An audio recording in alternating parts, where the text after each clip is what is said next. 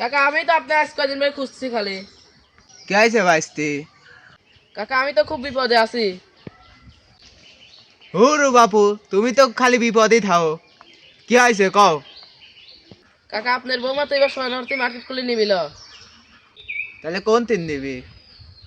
নতুন শোরুম বানাইছে না আরঙের, সে আরঙের শোরুমতে নিবি। হ্যাঁ।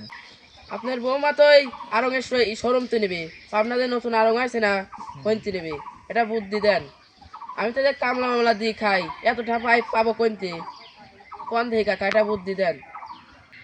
বাইস্তি, বৌমা কি তোমার সাথে কি শয়ন করতে যাবে না হে? না না কাকা, আমার হাত তো যাবি না নে। তাহলে আমার কাছে একটা বুদ্ধি আছে। তাহলে তুমি সবে এই সুদানতে নি কইরো। আর একটুখানি রঙিন মুড়িটা কিনো, আরো আবার রঙিনটাই পাওয়া যায় বেশি।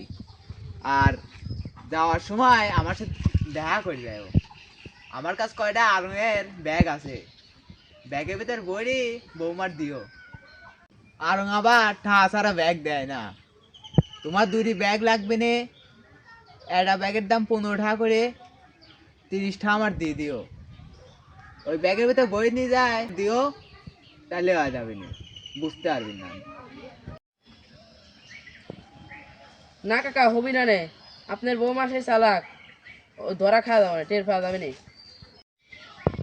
হরু বাপু, আজ 40 বছর ধরে এই কাম করে বেড়াচ্ছি, এখন পর্যন্ত তোমার চাষি ধরিস পারলো না।